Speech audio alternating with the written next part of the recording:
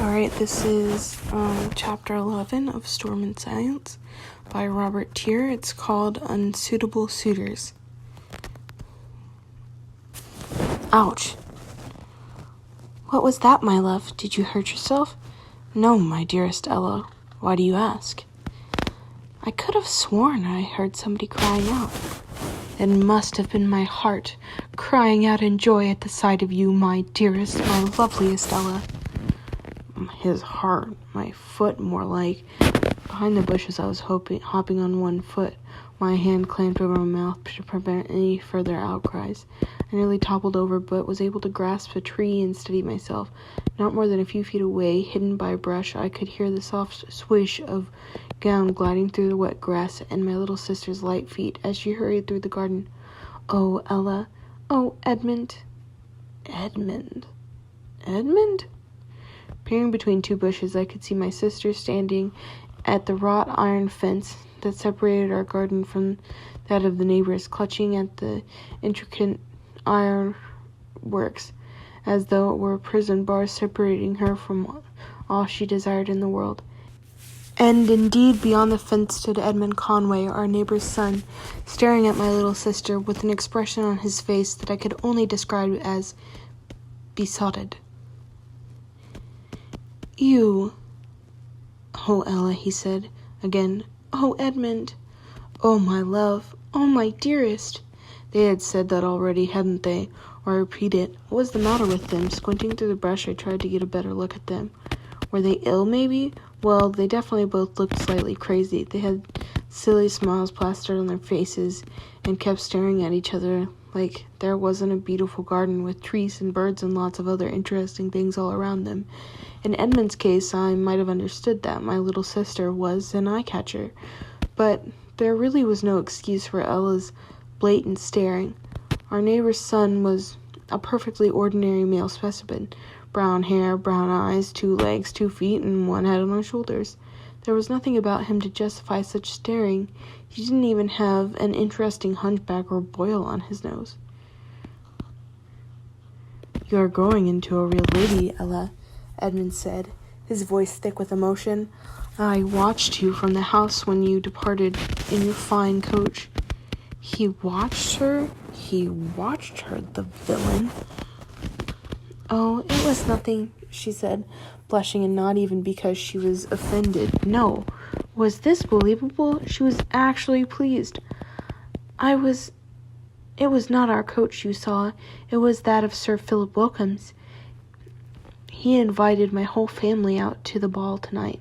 A ball? Edmund sighed, with the pathos of Shakespearean actor. How I wish I could have gone to the ball and danced with you. How I wish I could just hold you in my arms once, but always this infernal barrier of iron keeping us separated. My eyes strayed from the pair of them to the ladder that leaned not 10 feet away against the wall of the Conways' garden shed. I was almost tempted to say something, but wisely kept my mouth shut.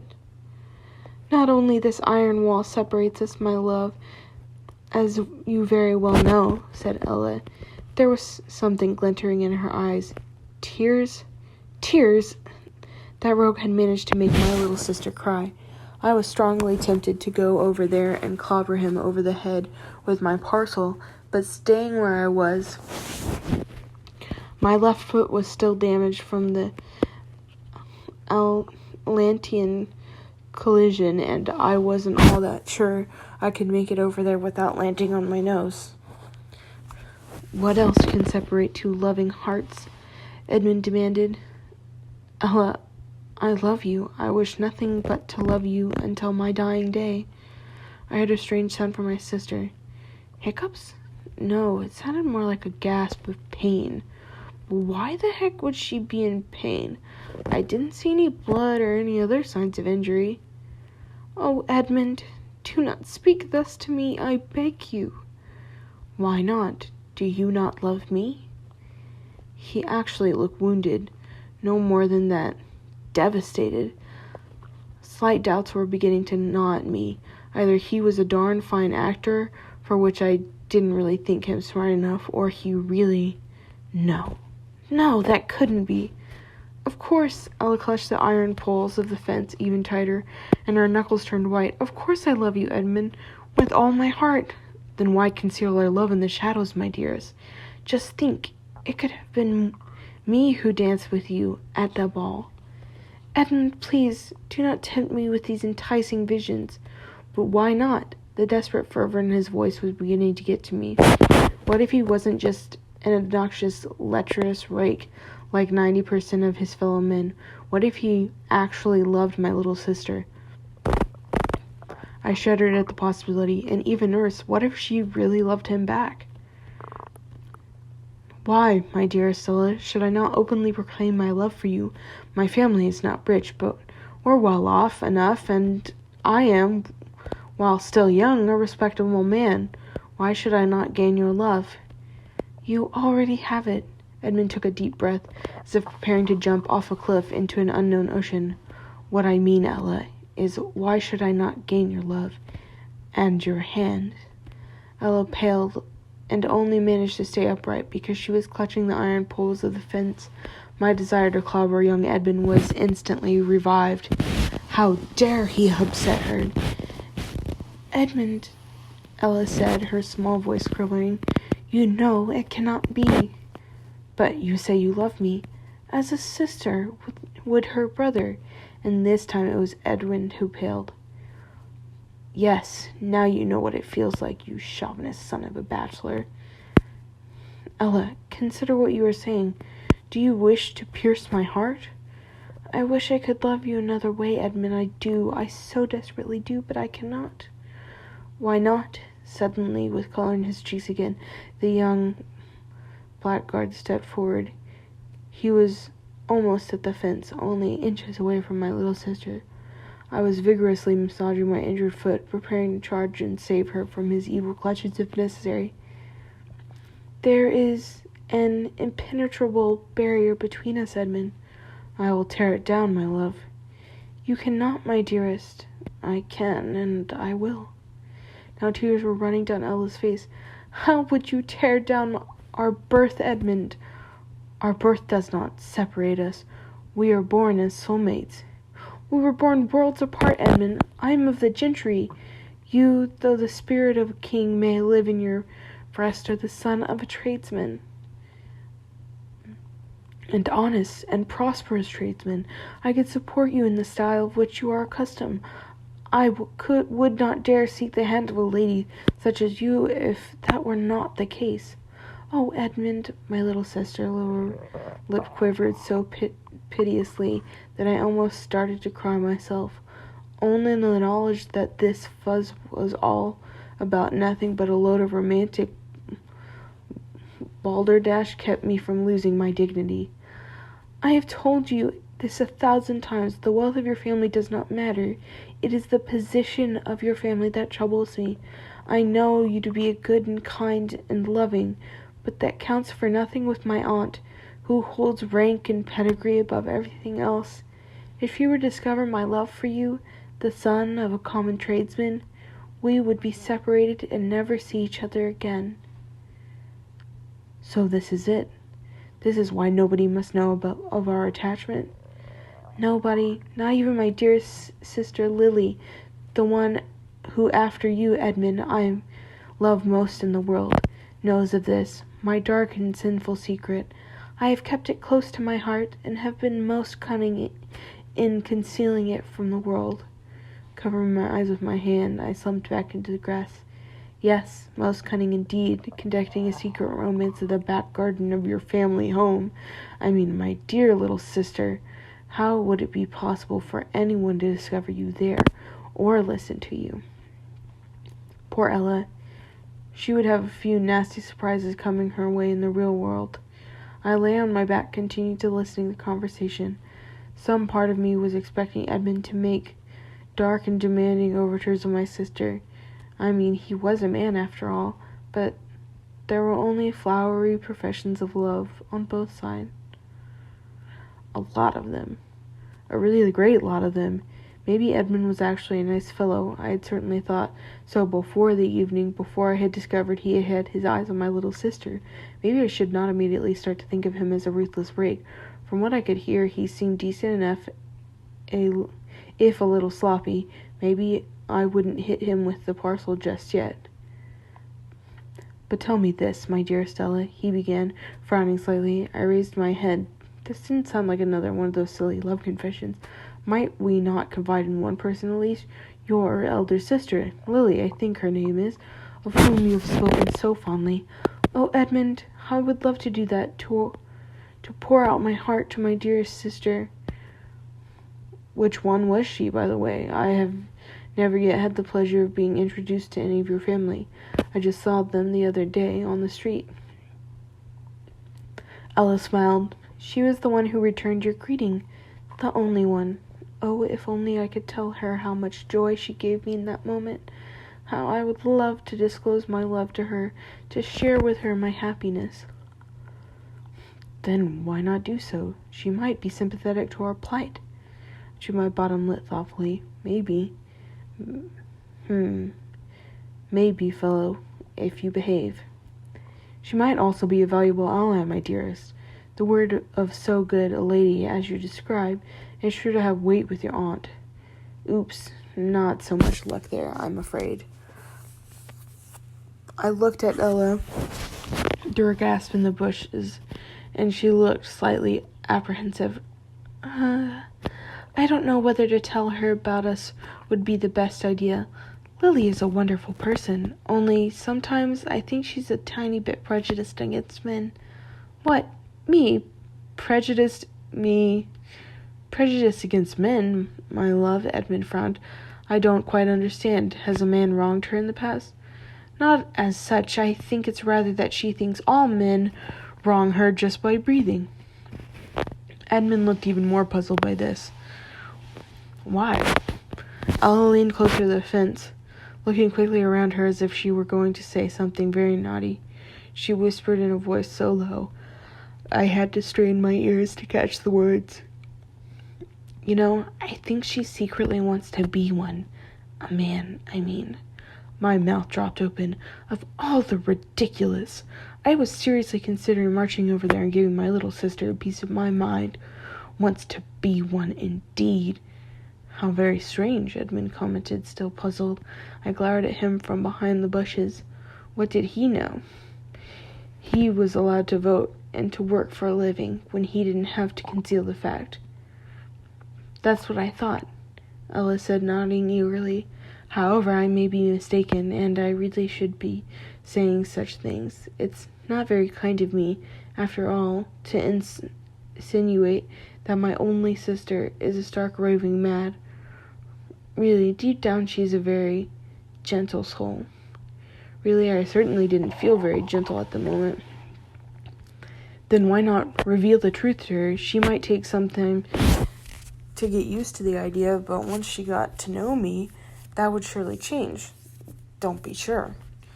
Maybe, but her reservations regarding men are not only the reason for keeping my silence, Ella confessed. Looking around, she continued with her whispers. I have a feeling that if I reveal the dark secret to any other soul, somehow it will be revealed to all the world. Sometimes I feel as though there is a sinister figure in the shadows watching us and listening to every secret word we say. Well, my little sister was more intuitive than I would have believed. I had to admit, I rather liked being called a sinister figure. It had an interesting ring to it. So, what are you going to do now, sinister figure in the shadows? I asked myself. You've just discovered that your little sister, whom you thought pure as the driven snow, is in fact head over heels in love with some man and is conducting a secret romance in your own back garden. What are you going to do about it? The first thing that popped into my mind was telling my aunt. That would put an end to Edmund's nefarious activities, and my little sister would be out of danger. But then I never told my aunt anything out of principle, and so far it had worked fine for me. Maybe I should be guided by my experience in this case. Besides, looking at the expression of the two lovers' faces as they stared at each other, it somehow made me feel guilty for even considering to bring an end to their nocturnal meetings. Me Feeling guilty? I never felt guilty, even when I did something for which I probably should feel guilty. And in this case, I wasn't, was I? I was only trying to protect my little sister. Psst. Edmund stepped nearer to her. His hands closed around the iron poles, too. Their fingers were only inches apart now. Do not be haunted by such dark thoughts, my love. No one is listening. Our secret is safe. Was it? We should be talking of happier matters, Edmund continued, smiling at Ella in that mushy way that he made me want to find a bucket to stick my head into. We have so little time together. I want to know about your day. You had a big day today, didn't you? Your first ball. Oh, how I wish you could have been there, Ella sighed, her voice so revoltingly infused with soppiness that it gave me an intense wish for a bucket and a quiet corner. I would have loved to dance with you. So would I, believe me, my love. But tell me how it was. Were you much admired? I wagered all the other ladies were green with envy at your beauty. No, of course not. Ella blushed, though actually Edmund wasn't so far from the truth. Both the gentlemen and the ladies were very considerate, particularly our host. She began to tell of the ball, of how they had been welcomed, and of how grand everything had been, of how Sir Philip himself had been so condescending as to dance with her. At first, Edmund smiled, but every time she told of how Sir Philip had come back for another dance, his smile waned a little. This Sir Philip sounds like the most attentive host I've ever met. Yes, indeed, Ella smiled sweetly. Only think, Edmund, his attention still continued when I had left his house. He sent me a bouquet of flowers. Those words, however, did not have the positive effect on her lover my sister obviously expected them to have. He paled and took a step back. Flowers? He gasped. To your house on the same evening? Yes, Edmund, but my love, my dearest love, what's the matter? Why are you suddenly so pale? Tell me, are you ill? What ails you, my love? What is the matter? Looking at Edmund's face, I knew exactly what the matter was. Maybe, just maybe, I wouldn't knock him out with my parcel after all. It looked as if he already been dealt a blow far deadlier than I could deliver. Struck down by a bouquet of flowers. Oh gosh, no, he whispered, and I could hear he understood what the flowers meant. Ella was staring at the young man, deep concern and longing such as I had never seen before, etched into every lovely line of my little sister's face. It occurred to me that while to me this whole matter of the back garden romance seemed the most ridiculous thing ever, Ella didn't share that opinion. This was life and death to her. I suddenly knew what I had to do. What is it that is wrong? My little sister repeated with rising desperation. Why are you so deathly pale, my love? Because, Edmund's voice broke, and he had to start again. Because I think Sir Philip Wilkins might. He shook his head, unable to complete the sentence. Oh, I may be overinterpreting things, but Ella, love, you must tell me immediately if he should send you any more flowers. An actress would have given her right arm for the perfect expression of puzzled innocence on Ella's face at that moment. But the problem was the expression wasn't fake. Flowers, Edmund? What can be so important about a few flowers? Just promise me, my love, he said with fervor. If what I believe is correct, oh, I shudder think of the possibility. If what I think is correct, then every single flower from Sir Philip Wilkins is an arrow straight to my heart.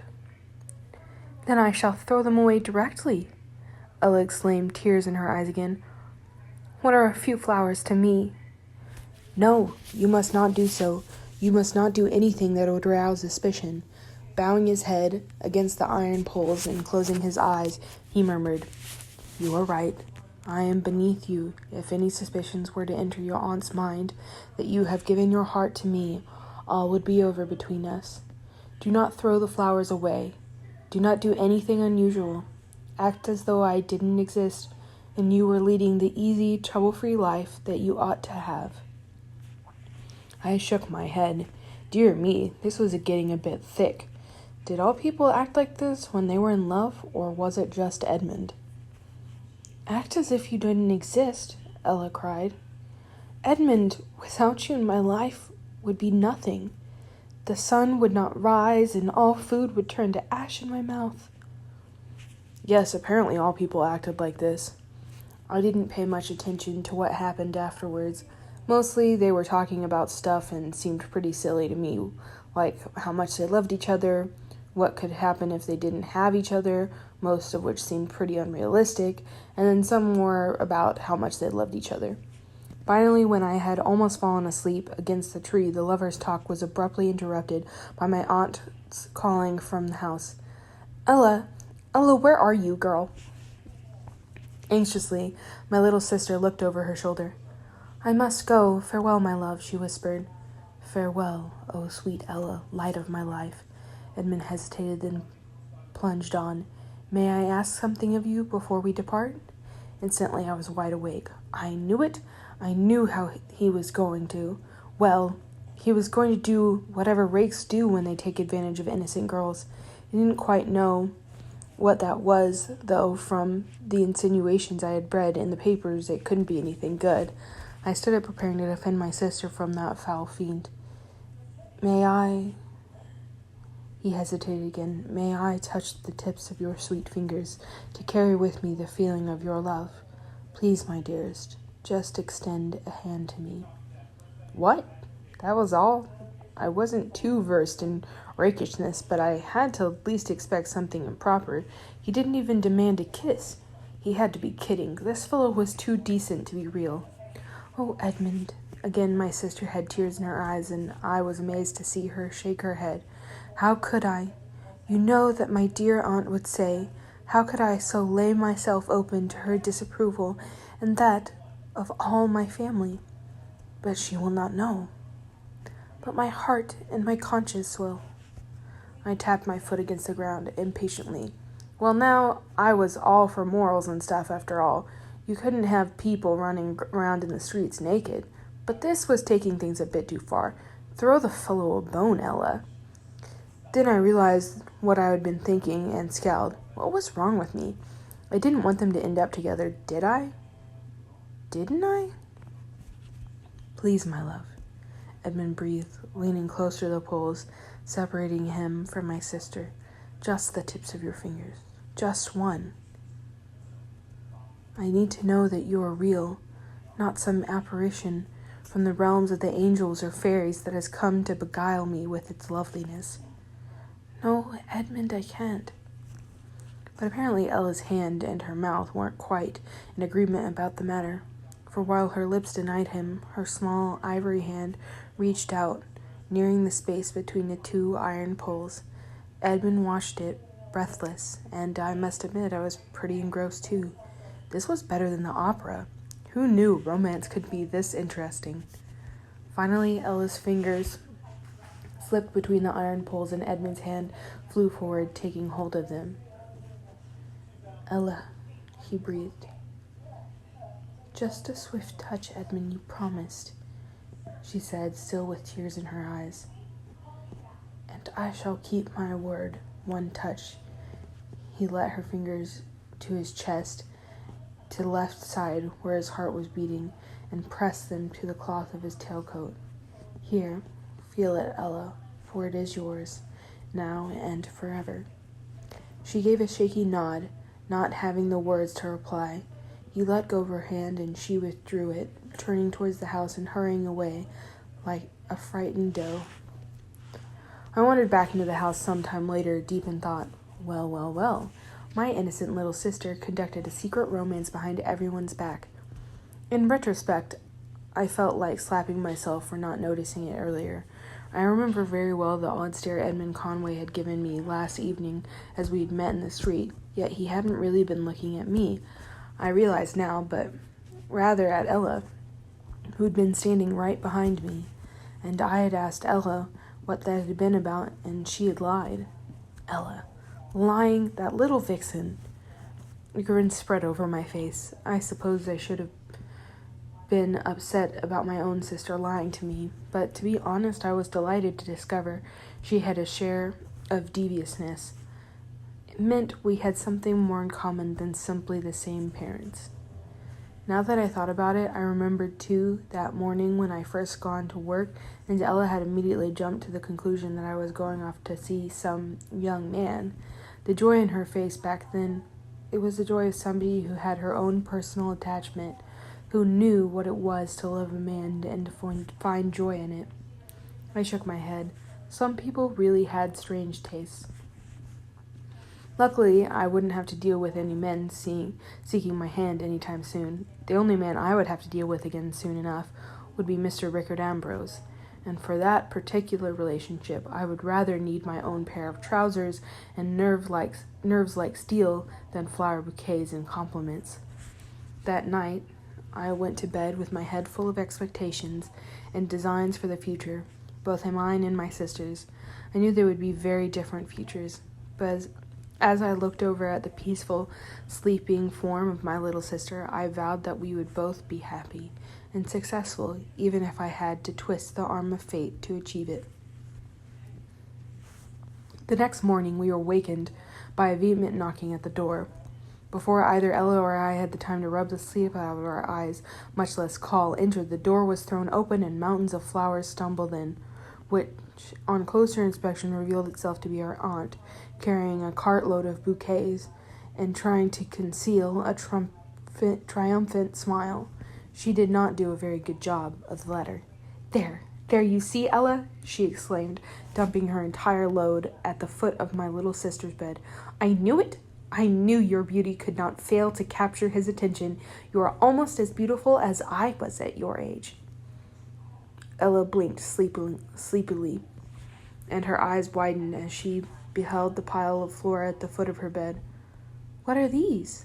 she asked. "Flowers, from Sir Philip, of course. Get dressed, girls. It's time for breakfast." She rushed out, and we did as she had ordered. However, I dressed with even less care than usual. It was rather superfluous, really. It was a weekday. Soon enough, I would be exchanging my dress for a pair of trousers. I felt a slight tremor running through me at the thought of encountering him again. Fear? No, it couldn't be fear. I was never afraid. We went down and sat down to breakfast. For a change, my aunt was not in a sour mood over my uncle's absence. Her mind was more pleasantly engaged. "Oh, look!" she proclaimed, pointing at a particularly extravagant bouquet of large roses she had ordered Leadville to place them all around the room in various vases. How she owned that many vases was a mystery to me, since she never would have spared one penny to buy flowers herself. "Such beautiful flowers. This bodes well, don't you think, girls?" If she expected a reply to that, she was disappointed. Personally, I didn't think it boded well at all for Ella. Ella, for her part, didn't seem to think it boded anything at all.